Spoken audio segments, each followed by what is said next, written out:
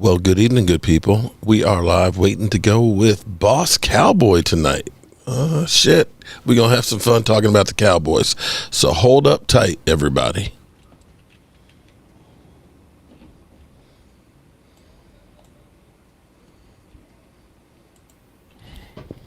Mark, you put that pressure on me to start right now, so. Oh, no, go ahead and start whenever you want to, man. We cool. Let's go then. No, man. Hey, take your time. No, we start now, man.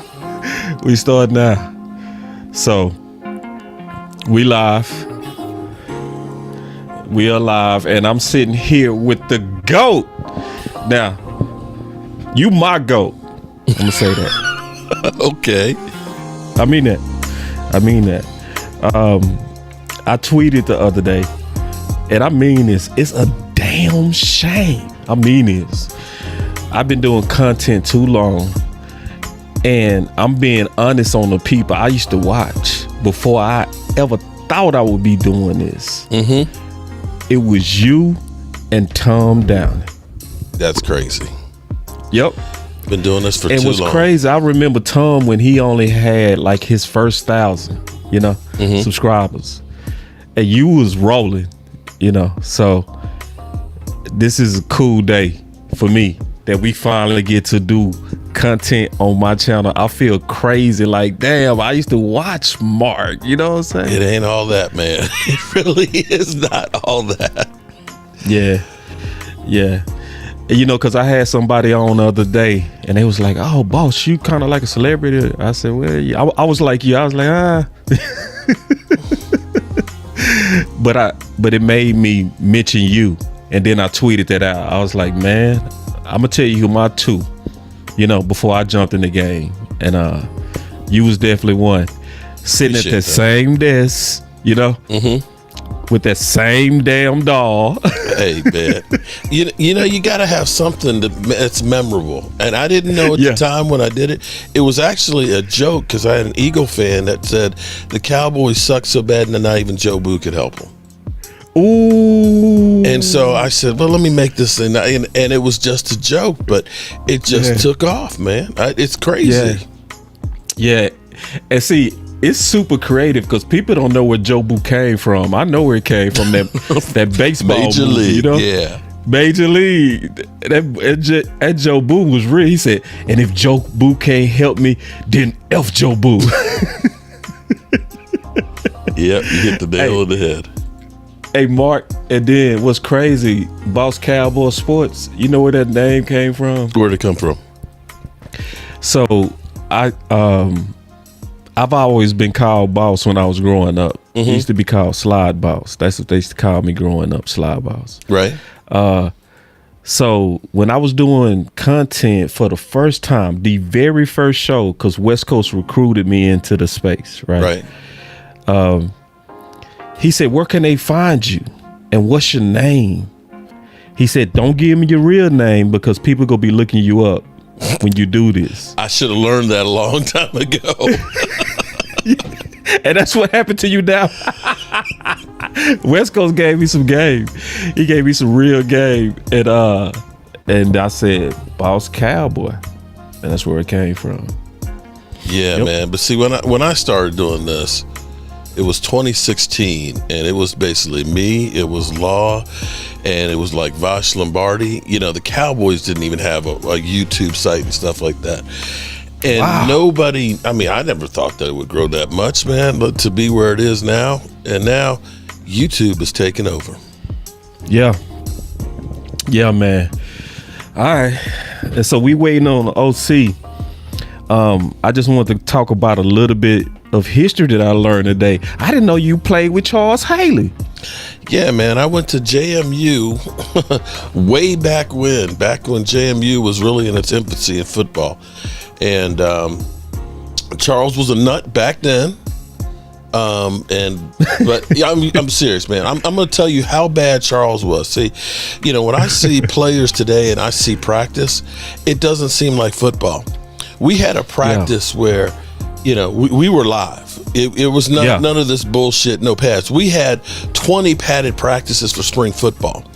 But I remember we had this practice. It was about 95 degrees on the turf, and we had that old school turf that was hard as bricks. And this dude, I'm not going to say his name, gave Charles this great hit, knocked him down, and Charles jumped up and said, I'm going to fuck you up, okay? And the next play, he hit my man, the wingback. Man hit the dirt. They carried him off on a stretcher, man. And he had broken a bone in his collarbone and connected to his neck. And they said, if you ever get hit there again, you will be paralyzed. And he became a cheerleader. And this is practice, man. Seriously. He hit a man so hard in practice, he became a cheerleader. Damn, man. What a war story. And I heard you played nose tackle. You was a trench guy. I was in the trenches, man. You know, I was small for that time. Well, actually, everybody was small back in that time. It's amazing seeing guys that are 320, 340 playing. Back in the 80s when I played, when Dave Butts was over 300 pounds, it was like, man, that should be illegal because players just weren't that big. But, I played nose, man, and it was tough, man, because I was undersized. I was quick. But when I got that double team, man, I'd get launched back there in the secondary and shit. Yeah, man. Yeah. And see, I'm going to eventually have to get up to Washington. Mm-hmm. I'm going to have to get up to Washington because I've developed some real good friendships with the people in the DMV. My boy Weevil, Blackwell, D.A. Lee, DMV, and I heard about your wings. We finna talk some football. I just and Rome's supposed to be up here, I believe, next month for a few months and things too. So I'm gonna hook up with him as well. So definitely have to get up here for a game. Yeah, and I'm gonna say this: I don't think anybody has really arrived in the space unless they come to your house. I don't know about that one. Okay, but we have had. Okay, Vosh has been here now. Now Vosh, I saw it. Vosh loves some mambo sauce, man. Just buy that man a gallon of mambo sauce, and he'll do anything you need him to do. Okay, he will talk for hours for a gallon of mambo sauce. And Law Nation's definitely been up here. You know, my man E2 Blue, of course, DMV. Yep. But yeah, definitely. Yeah. And see, I'm gonna tell you what you got to bring back. I'm gonna tell you that I watch you. Right, you know what you got to bring back? That bar area, right behind me there. Yeah, ooh, when y'all be sitting at that bar and you had that camera in that corner. Oh yeah, I be wanting to grab a drink myself. I would grab a drink and just watch y'all. Listen, y'all. So we actually did like a draft show from back over there. I was bartending and had everybody sitting at the bar and stuff. But it was dope. You know, we got a 70-inch and a 65-inch TV and a 42-inch. So, you know, sitting around through here watching the games and stuff, you know, everybody's been kind of hanging around through here too much. We haven't been using the bar too much, although the Cowboys got me drinking. They really got me drinking these days. But let's talk some ball then. All right. I want to know from you. Okay, now I'm gonna be real with you. Let's do it. I lost my father-in-law a month ago, and then lost my dad last week, and I just have not had time to really focus in on the drafts, the prospects, or anything like that. So I'm flying blind with most of the players and stuff, and that's where I rely on you guys, Vosh. Yeah. And Law and you as well as others on the prospects. But I want to know from your opinion. I feel like the Cowboys are doing things differently with Brian Shottimer than they did with Mike McCarthy. I almost feel like they respect him more and want him to succeed more than Mike McCarthy. Am I crazy, or am I just falling back for, drinking the Kool-Aid again? They definitely, in my opinion, doing a couple of things different, right? Mm-hmm. To me, they knocked out free agency earlier than they normally do. And I know you're a historian. They usually do most of their shopping week 3. They actually did most of their shopping week 1. So that was different. And I also think the other thing is different is they started talks with their best players early. Yes. So when you look at the moves they made in free agency, they got it pretty much out the way. So I'm not sure if they are trying to have Brian succeed more than Mike McCarthy, because I felt like Mike McCarthy was dealt a bad hand from the very beginning. Yeah. You know, the fact that they assigned Kelly Moore to him, I never thought that was right, because you had two different offensive philosophies. Mm-hmm. You had, the option route digit system, aggressive option route digit system, and you had a West Coast. But Brian, it looked like what they doing better with Brian is they align the visions, Yeah. So everybody they hired, in my opinion, I want to get your thoughts on this.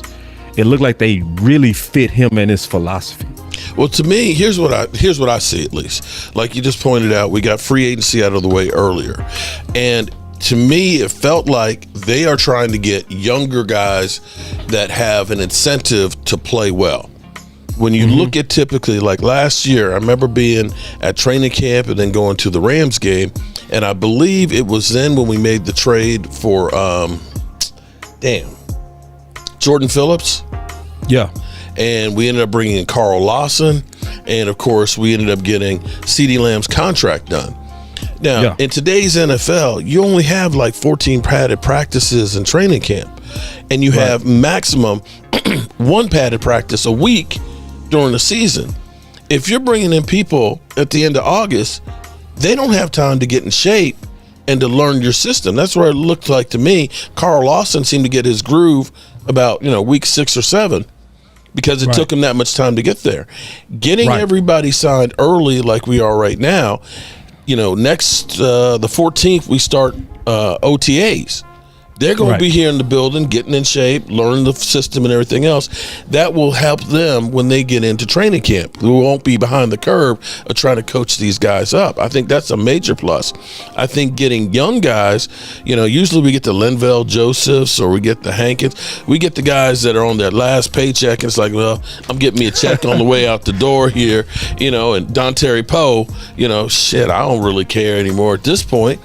So you get these guys that have been higher draft picks that they're on the last year of the deal. I gotta either shit or get off the toilet to get that contract either from the Cowboys or somebody else, and it's gonna behoove them to actually perform. So now you got guys that are hopefully hungry in there. The thing that I saw that I thought was crazy, and it was subtle, but I don't know if you noticed that Stephen Jones is now co-owner. Yeah, talk. And the first time I saw that was the press conference, because they said, co-owner Stephen Jones. I was like, what? Where the hell did that come from? And you let Brian Shottimer was the first one to talk at that press conference. Usually it's Jerry Jones literally talking your ear off, telling you about how good we are and the Dallas Cowboys and our tradition. And it's just like, Jerry, just shut up. Can we hear from the coach? But they let the coach sit there and talk, and I was kind of like, that's kind of crazy. Now, I think they've been locking Jerry in the broom closet or something, because Jerry Jones has not screwed too many things up, except maybe Micah's contract. But it sounds like Brian Schottenheimer is getting more authority to at least build the team the way he wants to, instead of everything being dictated to him. Now, I don't know if he's going to be good or not, but it's truly his show. Yeah. At least in my mind, I think it is. Now, I could be wrong. There's my girl, Gina. That's the part. Hold on. That's the part I might have to disagree. Oh, hell no. Okay, just a little bit. Just a little bit. It's because of the deference. Remember, he made that statement on deference. He was like, I like Brian because he showed deference. Yes, it's true. He did. So I'm keeping my own. It's hard for me to believe that they've been controlling so long and they just go take their hands completely off. But remember, hold on. Remember that literally it felt like they were bitch slapping Mike McCarthy last year. You're not going to me. No. Remember the combine. Mike McCarthy wasn't allowed to go to the combine. He was basically like, go sit your ass in the corner. You ain't going to the combine. You stay there and you work on some plays. Now, what plays are you working on during the combine? Seriously. That's what the Joneses did. Keep your ass at home. How are you going to be the head coach of a team? They didn't let go all your free agents, and they ain't letting you even go to the combine to figure out who you're going to get. Yeah. Just don't understand, and for us to let go 9 starters and then put the precedent saying, well, we got to go deep in the playoffs. How the hell am I supposed to go deep in the playoffs when the few good players I had you let go and you didn't do anything to replace them? It almost looked like a setup. Almost. I don't want to be a conspiracy theorist, but I think they liked him to being their whipping boy. I think they were actually surprised that he decided to walk away. Yeah, they was. I think they was. I think they were literally, okay, well, we can offer him anything. He's just going to be happy to have a job, and we can keep controlling his ass. And then all of a sudden, you know what? I'm gone. Yeah. And I think they were kind of like, what? Right. I'm almost certain they was. And that's where you saw him seemingly reaching for coaches, and everybody's kind of like, no thanks. No thanks. And I think they panicked and they got Brian Schottenheimer. But I think they're actually going to be lucky that they had Brian Schottenheimer. I said the same thing. Most people are like, he fell off the salad truck. He don't know anything. I said, hold on. I forgot the game on. I'm going to have to put the game on in the background. I graduated from U of H. Oh, did you? Congratulations. Yeah. So I got to turn this game on real quick. But it's interesting you said that. Do you remember Mike McCarthy also talked about him having a problem with them signing players so late? Mm-hmm. You remember that? Yeah. So it's kind of going into what you were saying, right? That this year, it's like they really kind of gearing up Brian the way they didn't gear up Mike McCarthy. Right. So it's some evidence on what you're saying. Some absolute evidence. My Cougars up by 4. Yeah. Yeah, and I tell you, in listening to, I enjoy actually listening to Brian Schottenheimer. Yeah. As compared to, whenever you listen to like Kellen Moore, or you listen to the aw shucks of Mike McCarthy and everything else. And it's like, oh man, it's like, I just want to claw my eyes out. And then Jason Garrett before. But you listen to Brian Schottenheimer, He feels like he's got command of the situation, and he feels like he's intelligent. You listen to him like, okay, he's making some sense here. And people will say, well, he's not one of the hot coordinators. Well, how many hot coordinators out there have failed? Right. Think about everybody who's been a coach coming from New England. Every one of them were the hot coordinators that everybody wanted and everything else. Josh McDaniels and everything else. How'd that guy do? Right. But I looked at it from, he was with the Jets with Mark Sanchez, took him to the AFC Championship game a couple times.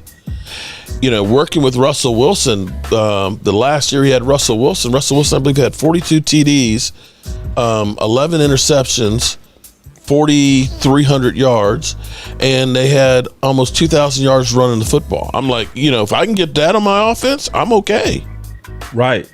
So, he has definitely some experience.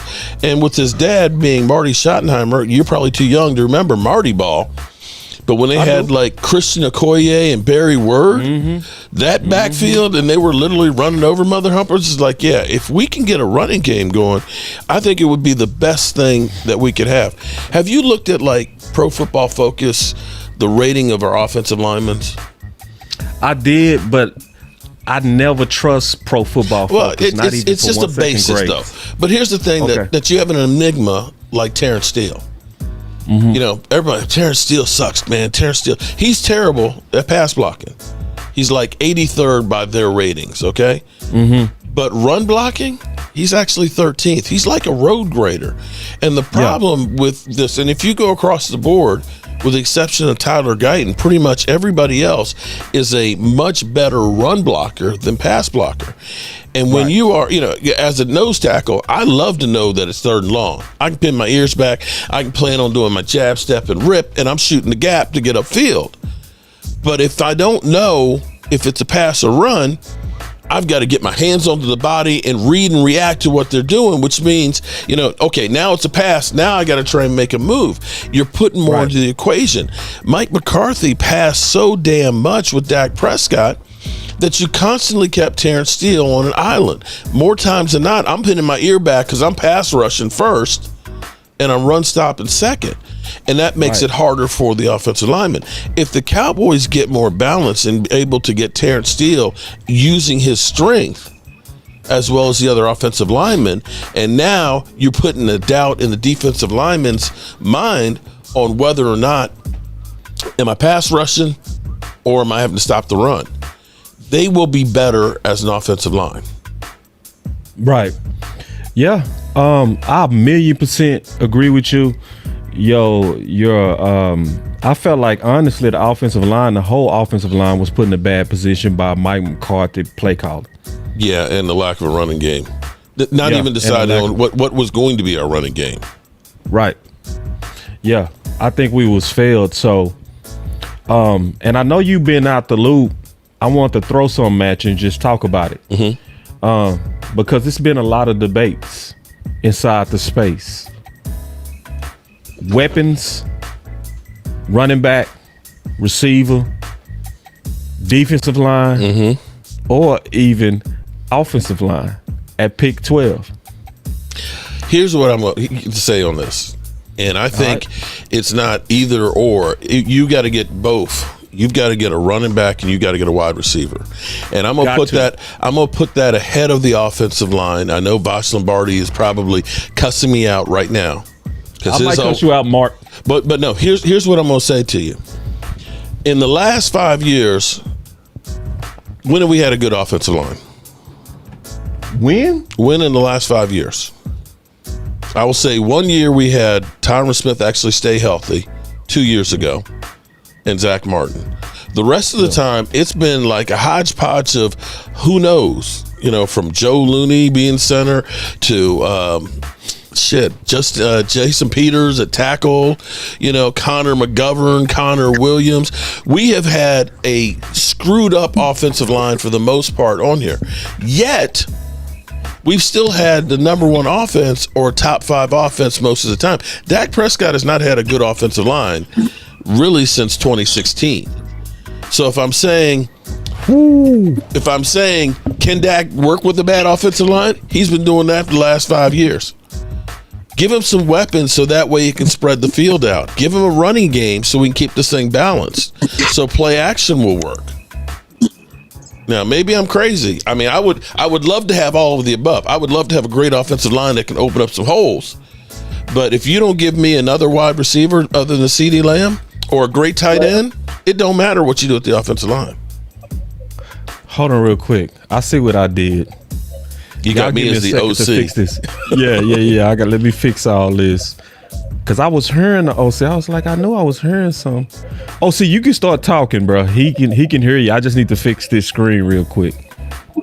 No, man, I'm just listening. You guys continue, man. I'll jump in when appropriate. Mr. Holmes, great to see you, sir. Yes, it's great to work with you too, man.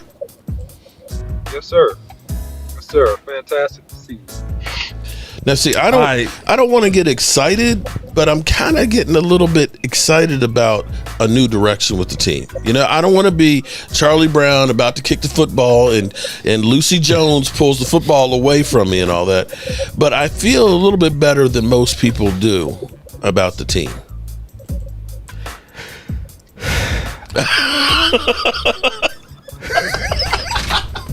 Okay, it's Mark, just I ain't a gonna start. Lie to kick it, man. I ain't gonna lie to kick it, Mark. Mark, I ain't gonna lie to kick it, man. I need to see more, man. I need to see more. But okay. I need to see more. The journey of 1,000 miles starts with the first step. And right now, we're making more steps than we usually do. Usually, we still laying in bed right now. Yeah. It's listen, go ahead, OC. No, I'm just going to be honest and just give some feedback. I mean, this is what I see. The Cowboys were so bad last year with some injuries that they were on the cusp of not being relevant and people not wanting to watch them. They didn't. Because of that, they were forced to be more proactive this offseason and show at least some sort of effort versus being smug, if you will, and saying, no, we'll take the leftovers after the draft and we'll just value pick and piece this thing together. So I think that's the difference between last season and this season that the Cowboys, in my humble opinion, has not done enough to be a top contender in the NFC East at this point. However, to your point, I do agree that the culture of the team has shifted for the better in terms of the mentality of Brian Shottimer, some of his staff members, and how they will approach this offseason in terms of physicality and how they want to play the game of football. So on that side of it, I definitely see where you're coming from. Yeah, but by no means do I say we're ready to go ahead and win the division. I'm just pointing out that right now, I know we got $37 million sitting there, which is way more money. I mean, last year we didn't get over $8 million in cap space until we got CeeDee Lamb done, and we did absolutely nothing with it. And as much as people are like, these guys you're bringing in are bums, we didn't have even bums last year as role players. Now, the cake, I hope, is not done. I'm hoping that they actually are going to use that extra money and make a big move. If they end up doing something crazy, like, say, a Tariq Hill, to give us a weapon or something, of that latitude, then you got to feel a whole lot better. And I also still believe we got to do more for run stopping. We made some good moves to be pass rushers. If we're running, with a lead all the time, hey, we're going to be in great shape. If we get into a slugfest, we in trouble. Somebody said a pre-recorded live stream. Why live? No, a pre-recorded live stream. Why? We're live. We live. We live. So this not pre-recorded. Hey, that just means we flowing so good. No, they thought we was pre-recorded. No, this is live. Hey, we giving y'all that juice so good, y'all thought we threw some edits on her. No, this is the real. This is the real. Oh yeah. Now, I want to throw something at you as OC. I've been waiting. I ain't heard from you in a minute, bro. Yeah, man. It's busy times from training and doing a lot of stuff I'm doing. You know about that. But go ahead. First of all, I'm going to go ahead and tell y'all the OC got a new venture he taking on. The OC is currently now an NFL trainer. Ooh. Oh, shit. Oh, shit. Way to go, man.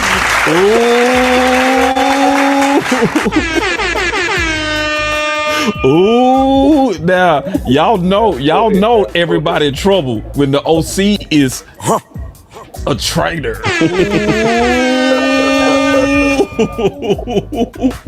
So I want to run something by you, OC, because this has really been on my mind.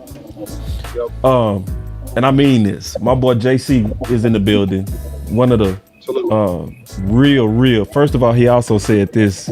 We gonna like this, OC. The Cougars are up by a lot right now on Florida. So come on, let's bring this national championship home, man. Mm-hmm. We gonna go crazy if we win it tonight. So, but I want to run this by you, OC. Yeah. The talk of offensive line has been picking up. Yeah. And this is something I really been want to run by you as an offensive line. I would call you an offensive line guru. I love Simmons. Yeah. I love Booker. Mm-hmm. What's your thoughts on a player like a Simmons being drafted, but also playing right guard?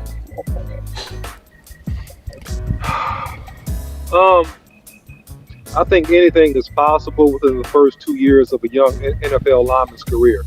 I think that if you do transition a Simmons to a guard, then that's going to happen early. He needs training. He needs reps. Mm-hmm. I think that the more natural selection, if you want a guard, would be Booker, just because of the fact that Booker is the more natural guy. Yeah, he's raw on some aspects of his game, but however, the mentality, the overall power and physical ability that he has is top tier.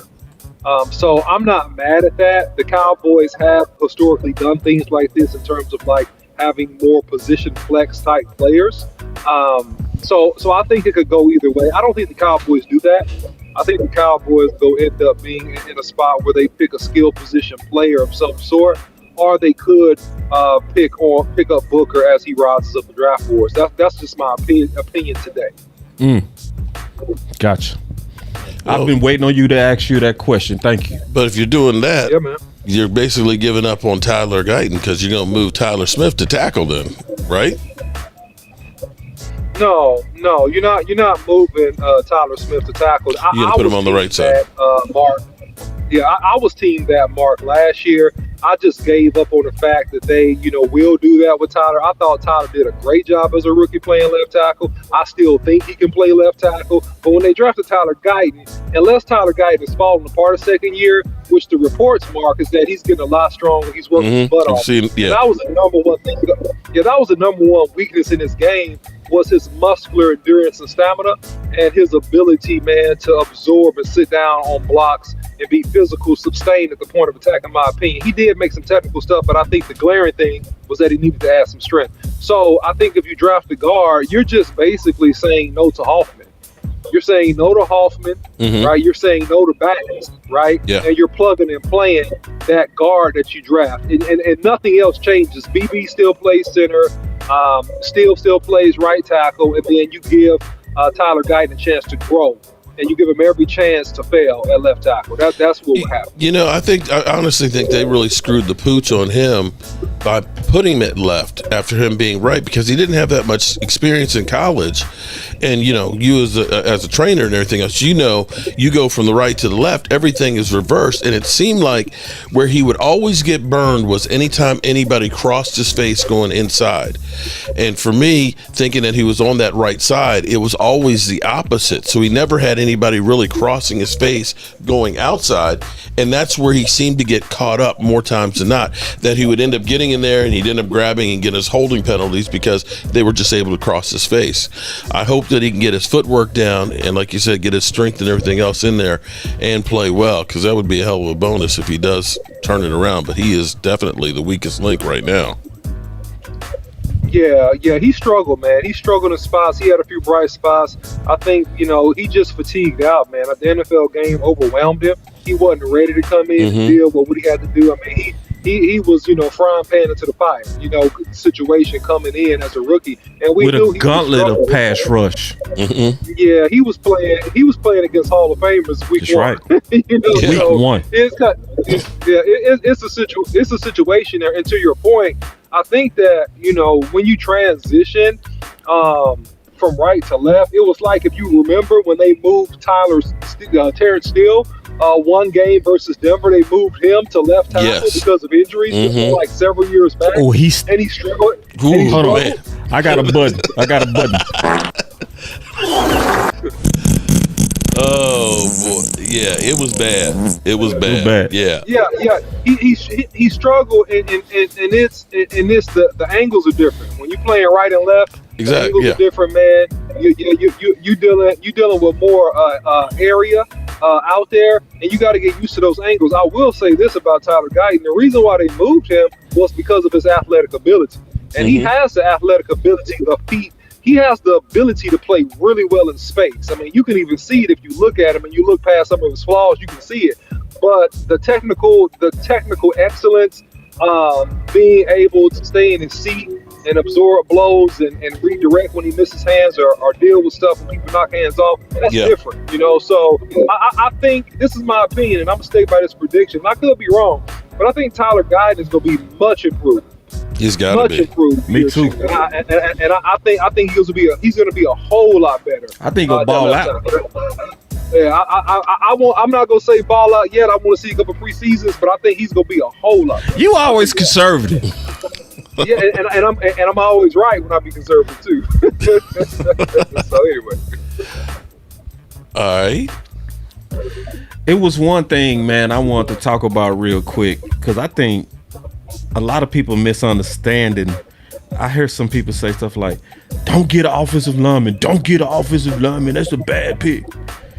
That's not a bad pick. I don't think people understand the value, and the vision. So let me spell out the vision. I want to get y'all thoughts on it. I think people forgot what happened when we got Zach Martin. When we got Zach Martin, immediately DeMarco Murray became a 1,845-yard rush. Immediately. The very next year, we had McFadden. He only started 10 games. He had 1,000 yards. And that was with Lyle Collins playing left guard and Zach Martin playing right guard. And then Zeke, he had 1,600 yards in basically 15 games. That's the power of a Great offensive line. right. So I do know, yes, we need weapons, but I don't think people know how close we are at putting the final piece on pure dominance on that offensive line. You know what I'm saying? And I want dominance, and I want physicality, and I think that's what our head coach want. What's your thoughts on that, Mark, and the OC? I'm gonna start with you, Mark. Of course, no, don't get me wrong. I want have a great offensive line, and I want to have some weapons too. But unfortunately, we got too many holes that we're going to be able to fill in the draft. So unless they're going to go ahead and go with more free agency, or really trades, you should say, because free agency at this point, most of there's still a few players, but it's really going to be more trades to get anybody that's premier really out there. Anybody that's of any ilk is already signed up. Now, don't get me wrong. I believe in the trenches. We need some run stoppers, and we definitely need some guys that are going to blow up some holes. But if you're asking me which way do we have to go, we can't go into the season with the running backs that we got right now. And we can't go in here with thinking the group of guys at CD Lamb are going to be good enough at wide receiver without having a dominant tight end. Just ain't going to work. And tight end is another one of those areas that we have not really had really elite tight end play very often. I mean, we had Dalton Schultz with that 800-yard season. We had Ferguson his second year that was pretty good, and you saw how that helped open up the game. But times before that, you had kind of the end of the Jason Witten era, and that's a piece that not too many people really talk about much that we definitely need some help with.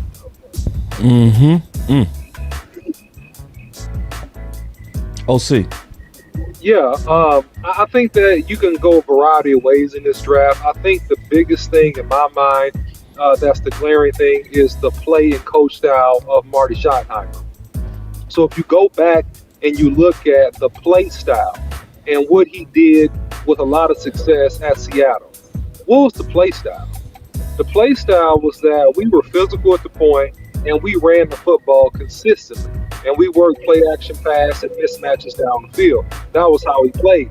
If you look at his time with the Jaguars and you look at how he played and he coached there with Sunshine or Trevor Lawrence when he came out of Clemson, he insulated him some there, right? He had play action pass. He ran the football with a couple different backs.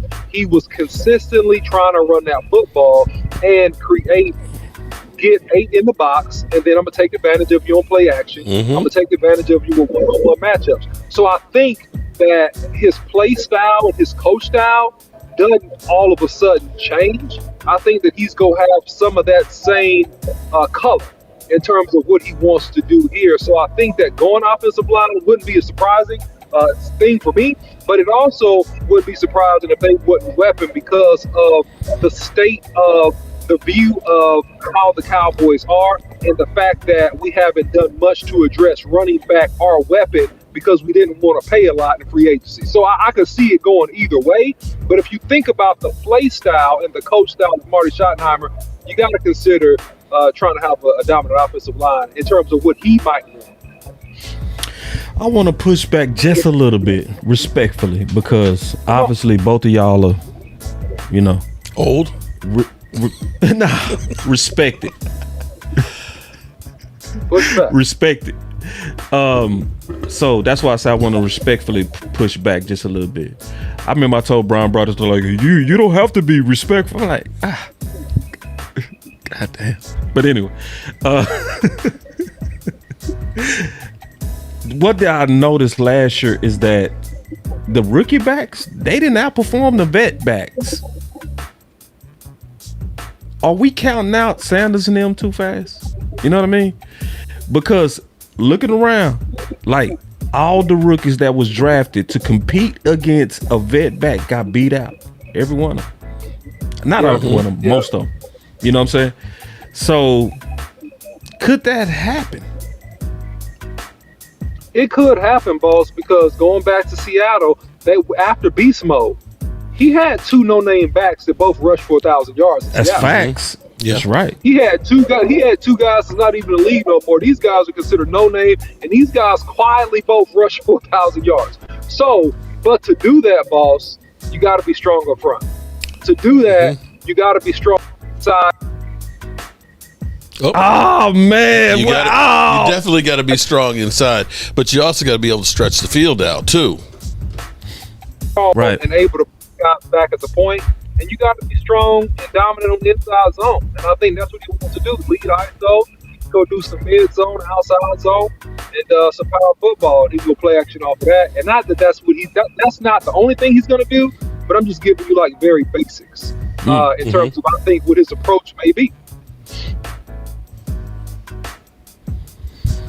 Yeah, and so also just real quick, I started the show giving Mark Holmes my flowers. You know, no Diddy, pause, anything you want to say, you know what I mean? But I know me and you talked about Mark Holmes.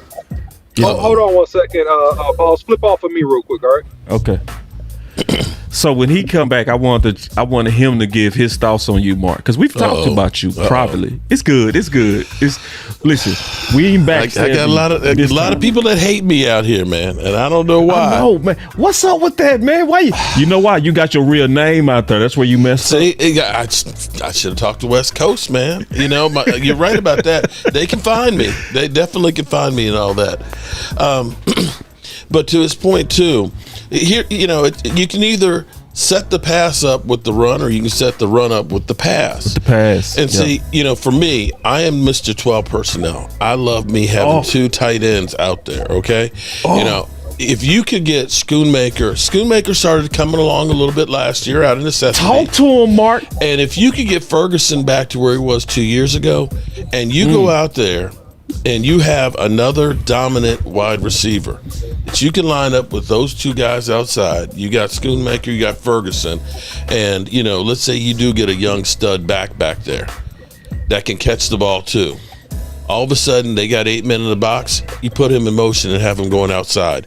You got 5 receivers out there that can flood it with the 8 men on the box that can't cover. And you've got now the advantage. If they don't put 8 men in the box, then go ahead and run the football. And see, this is where you're going to be able to start playing those games where you can start getting mismatches. Last year, everybody knew we were going to pass. Yeah. And it was to CeeDee Lamb. We couldn't get any kind of separation. We couldn't get any separation at all. And it just made it that much harder. But we have got to be able to stretch the field out. Right. Yeah. You know, I'm gonna jump in and say something, man. I'm a fan of Ferguson. I think they misused Ferguson. I think they could have got Shoemaker more involved. I think you have enough at tight end to be successful. I don't think you have to be world class at tight end. I think you need to be good at tight end. And I think we have 2 good tight ends. I think if they're used appropriately, that's one critique I would have of Mike Mike McCarthy is that, man, he could have used and got Ferguson involved in this offense a little bit more. Now with the injury to Dak, when that went down, that hurt Ferguson's productivity. But he was always Dak's safety valve his first couple years in the league, and I think that he can come right back up to that productivity level. That's what I think. Real quick, somebody named CJ, the original, said, "I'm late to the party, but OG Mark Holmes, the reason I show my ass on this internet, him and Law helped me into the Dallas Cowboys family." Oh shit, man! Y'all putting too much pressure on me and stuff, man. Man, we putting pressure on you, man. We putting pressure on you. And see, and I'm glad he said that, because I want the OC to talk about his thoughts, because I know we talked about you in private before. What's your thoughts on Mark Holmes and just like? Well, Mark was one of the first guys that I watched, you know, and this was like years back before we got started. And so Mark has always been kind of a standard setter, man. Him and people like Law Nation, man, the guys that been in the game for a real long time, that when you wanted Cowboys content and Cowboys insight, man, you would tune into him. So, man, salute to Mark, man. Mark has been at it, and much respect, does a great job. And, man, just happy to get a chance to talk to you a little bit tonight. Yeah. Man, I appreciate the love, man. This, you know, I definitely can use it this week, man, but I appreciate the kind words and everything else, man. Yeah, man. And prayers to you and your family, man. Thank you very much on that. Yeah, absolutely. So obviously, you know, and I could tell you feeling real good right now, Mark, about what's that background noise coming from? That's not me. It's not me. Hold on. I hear music. Yeah, I hear it too. Yeah, that's not me though. Do you hear it? I hear it. I don't hear it. Is it me? Real quick before I go, chat. Can y'all hear that? I heard it's annoying. I heard a little click, click, click. Is that what's it's a click. And see, I just turned my volume down, so I know it ain't me. Hold on real quick. I know how to figure it out who it is, though. So it's not the OC. It's Mark. It's me. Yeah. Yeah. So when I turned you off, watch this. It goes away. It's a rattle. Yeah. So OC, man. Yeah. Why he trying to fix that rattle? You still got it? Man. Yeah, I still hear it. It's coming from you, Mark. See, every time I turn you off, it goes away. Okay, hold on. Make sure I got nothing else on in here. And it just came out of nowhere too, about 3 minutes ago.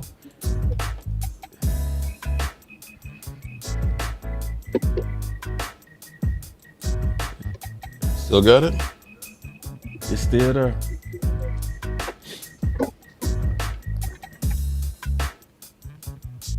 Okay, it got better. Whatever he did, it got a little bit better. Is that it? Now it's louder. It's louder. It went down, then it went back up. Okay, hold up. All right, we gonna figure it out, man. We got one of the goats on. Man. Okay, we're gonna switch spots. What we gonna do?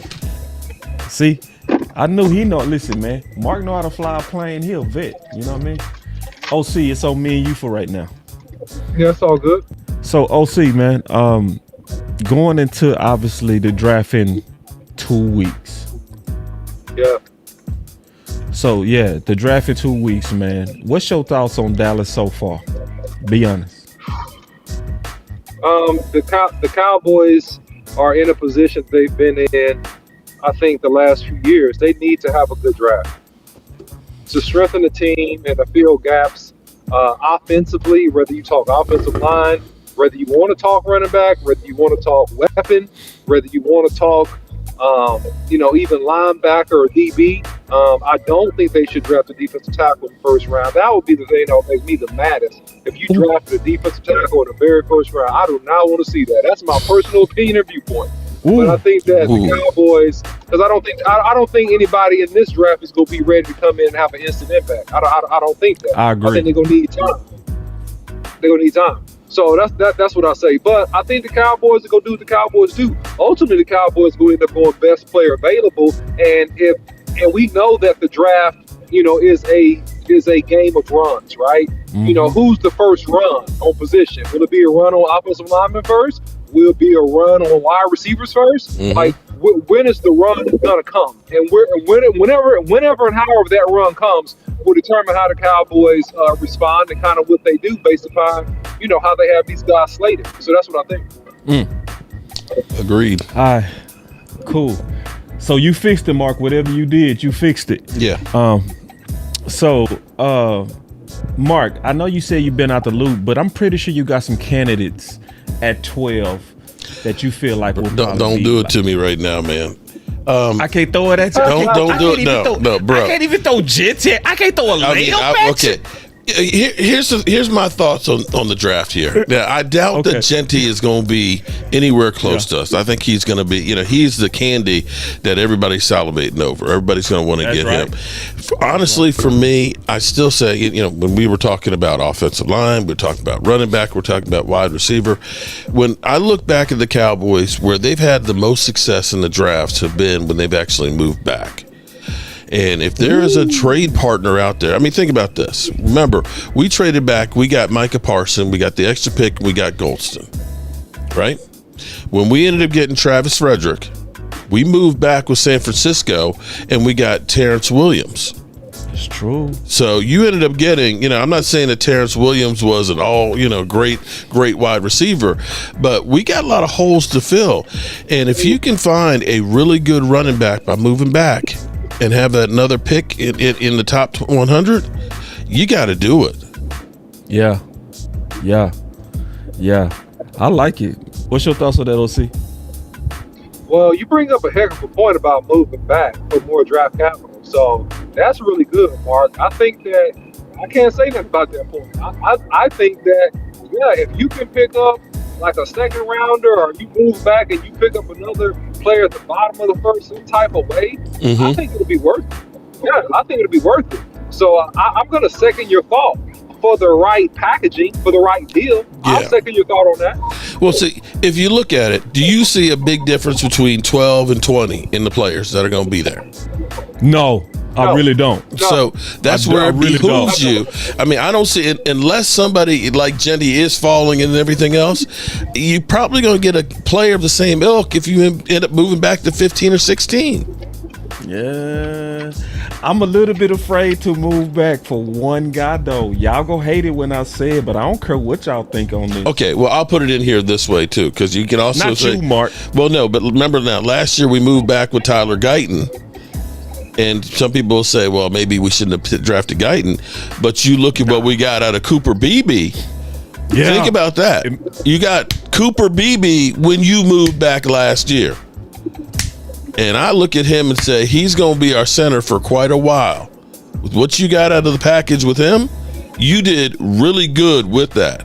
And if you can get Guyton to become something this year, man, you struck gold. Home run. That's right. That's a pure home run. See, OC, I want to run something by you, man. Yeah, talk to me. I'm at the point of the draft where I'm starting to look at all the boards, right? Yeah. So Booker is now on most boards around 25. Yeah. I know me and you was on pick him at 12, right? Yeah. There you go. There's your trade back. I was thinking potentially trade back, but I was also afraid of getting cute. Because remember, Gibbs was rated, 29, and he got picked at 12. Yeah. Yeah. And was a good pick. Yeah, it gets dicey, man. It's like, what's your evaluation of, if you're looking at Booker as an example, what's your evaluation of him, right? Is he your number one guy? If he's your number one, the top guy, man, don't move back. Take him. Right. Right? So Gibbs was that team's number one guy. So they didn't move back, they took him. Right. So you got to put it like this. Every team has to be convinced in their own mind. All right. I love it. And I think that it's where you got him. If you feel like I can live with him or live without him and get more draft capital, well, that's fine. Move back. But if you don't, man, just stay pat, because if he's your guy, he's your guy. That's what I think.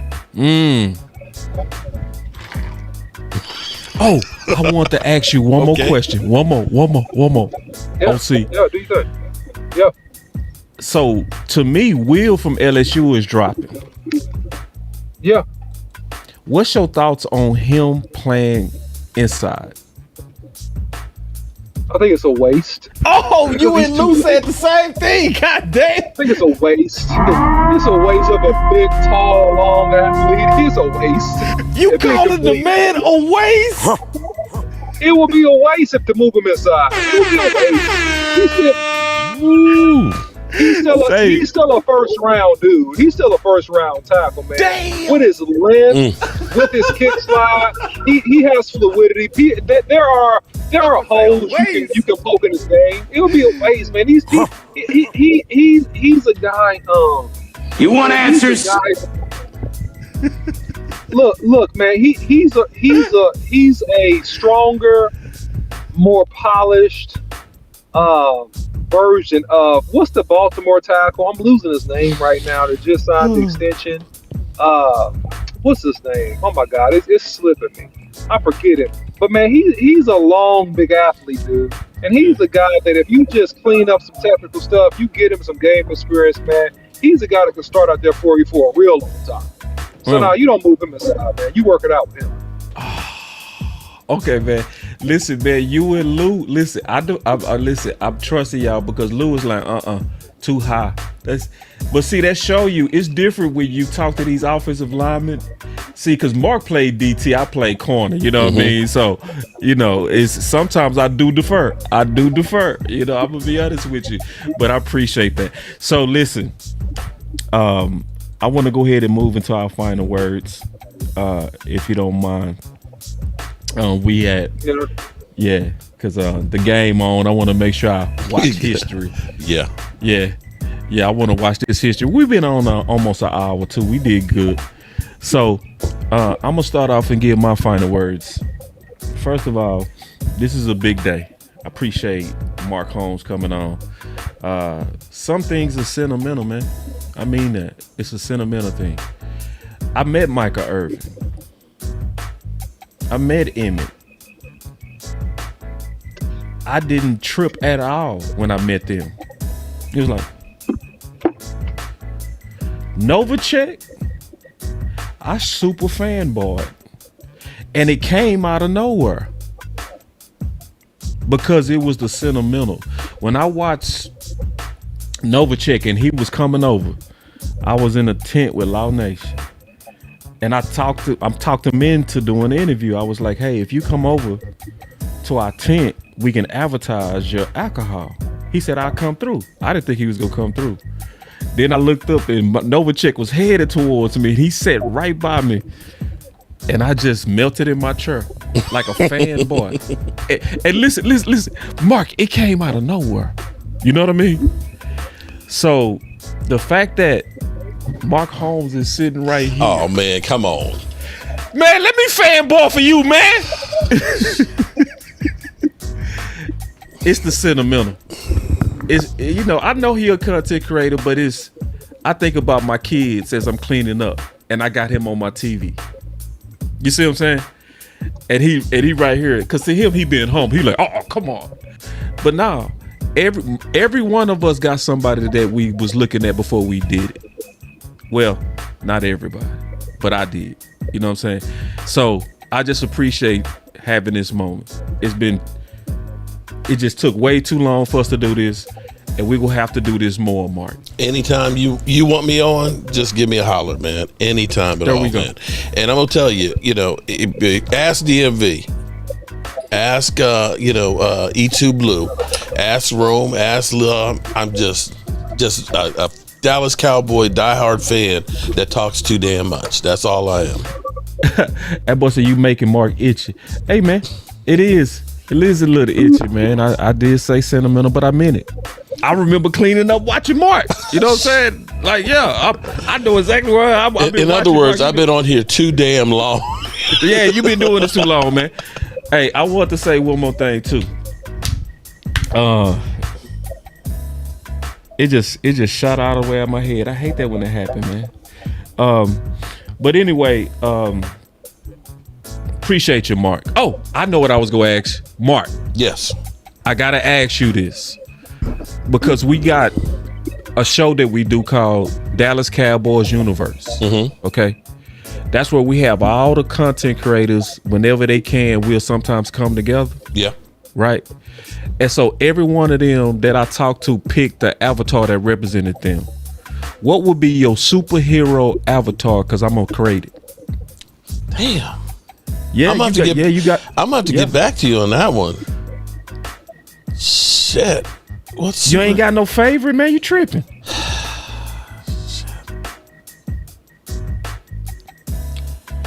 I'm gonna have to think about that one. Man, you got to. See, because Rome is the Hulk. Okay. Tuck is the Joker. Mm-hmm. Amp is the Freeze. You know what I mean? So it's some cool character. OC, I also need to get yours too. Who would you be? Yeah, man. I don't know. Make me Juggernaut, man. Juggernaut, that's my dog. That's my dog. That's my dog. That's my dog. That's my dog. Oh, man. That's my dog. Now, I got to ask you also, why Juggernaut? Because everybody got a reason why. Because TFT told me why he the Hulk. Why Juggernaut? He just overcomes obstacles, man. He run through walls, man. Break them down. Juggernaut. Obstacles. Yeah. Juggernaut. I love it. Oh, man. Mark, final words. Final words. I appreciate all the love, the support, and everything else, man. And, I'm trying to be positive about the Cowboys, and people are killing me on it, but the cake's not baked yet right now, okay? Yeah. But they're at least beginning to make a team and seemingly letting a coach be a coach. And that's what I'm going to go ahead and try and sleep well at night with that. And I got to figure out who's going to be my avatar here. Damn. Man, you got to figure that out, Mark. It's got to be somebody old and wise. Yeah. Figure it out. Yeah, because we need it, Mark. Because we started it off with Shango. It's like, how we started it off with Shango, we ain't got Mark on here. You know what I mean? So if you don't figure it out, you can't blame us if we don't show you. Okay, all right. Well, I'll figure it out. What about Superman? Let's make it easy. Okay, all right. Let me see if I can get a Oh, little man, you curl. tripping, man. Just think about it, Mark. Think about it. Make it easy, man. Okay, we'll figure it out. Yeah, and then we got each other numbers now. So when you figure it out, just shoot me a text. And see, Professor O already taken. He coming next week. Professor O is coming next week, so he can't do Professor O. Sorry, y'all. Final words, OC. Yeah, man. The Cowboys are in a real good situation right now because they got some draft picks and they're in a position to get us excited and make a big splash. And I hope that they do that. And I hope also after the draft they make some more moves via free agency. I hope that, man, we just get the BPA. If we get the BPA based upon our needs, we gonna be in good shape for those first couple of picks. So that's what I hope the Cowboys do. Shout out to Mark Holmes as well, man. One of the godfathers in the game, man. Appreciate doing content with you, my brother. I hope that all is well with you and your family. And also follow Boss Cowboy Sports, man. Follow us on YouTube, Instagram, Facebook, and now X. Follow Mark Holmes as well. All right, on X, man. And unless Boss Cowboy got something else, salute, man. See you. Professor X. Professor X. Y'all heard him. He figured it out right at the end. Professor X.